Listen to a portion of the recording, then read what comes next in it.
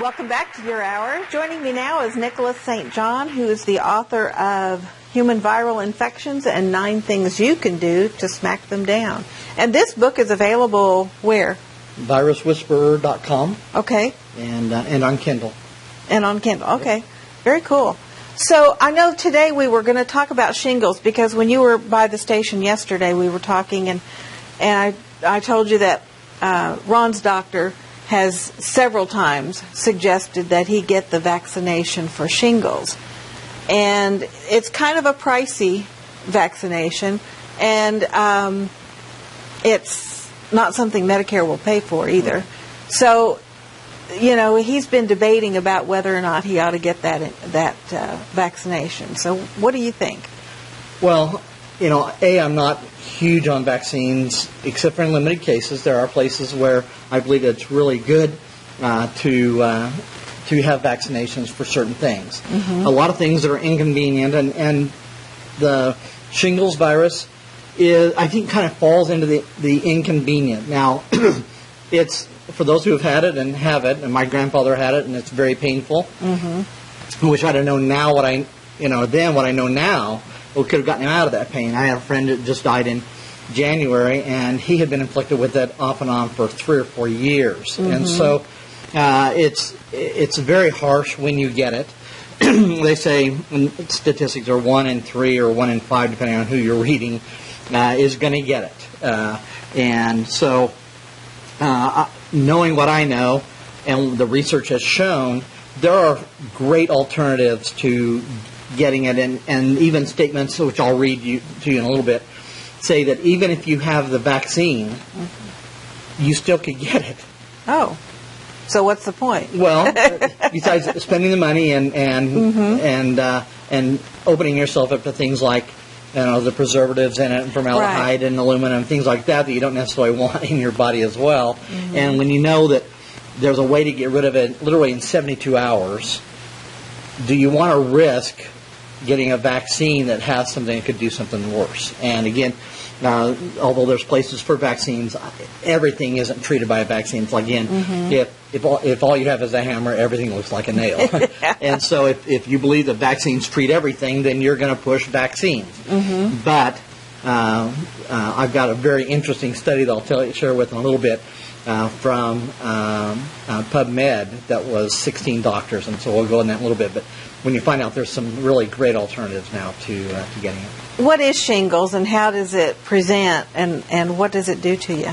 Well, shingles, if you've had chicken pox, it's what's called the varicella zoster virus. And once you have it, it never leaves your body. It stays, I guess, in spinal fluids and things like that for your whole life. And they call it inactivated or dormant or asleep. Okay, for those of us who are laymen, it's asleep.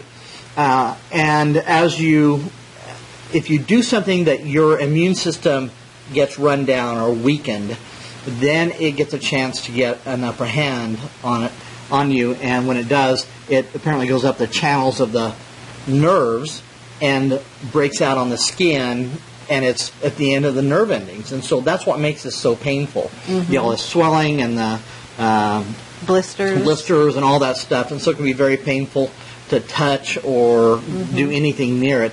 And so it would be painful to even wear clothes. Well, right. Putting anything on it is a real problem. Wearing clothes rubs up against it, that kind of stuff. And about 70-80% of the time, apparently, it's around your midsection or from the side, and it's only on one side for some reason, around the back, and it can be a pretty wide stretch. Apparently, shingles comes from a word that means belt or kind of a localized region. Okay. That's how they got that, because it's around your waist, you know. So that's what shingles is, and it can take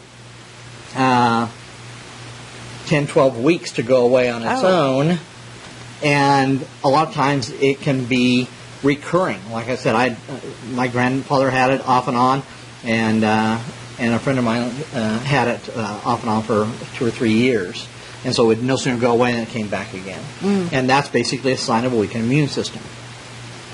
So you can guard against shingles by making sure you keep your immune system in top form. Let me read you some of the statements from some of the big websites. This is Mayo Clinic, and they say shingles is more common in older adults and in people who have a weak immune system.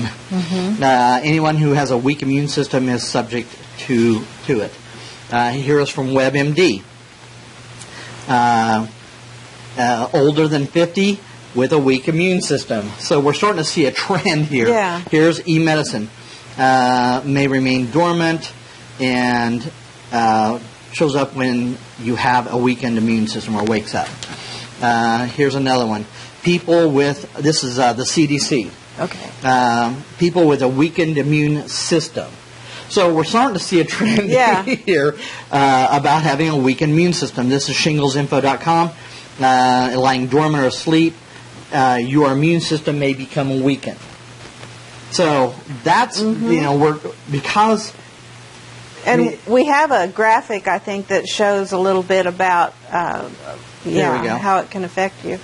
So it's a rash, red, blisters, and then it can crust over, and then it gets, like I said, it's very, very painful. It can last 10 to 12 weeks or more.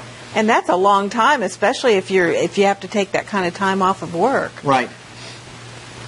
So there's been a number of studies on it. One of them is here. I've got one that's published on PubMed, and intravenous vitamin C in the treatment of shingles results of a multi-center prospect cohort study, and there's 7 doctors listed here.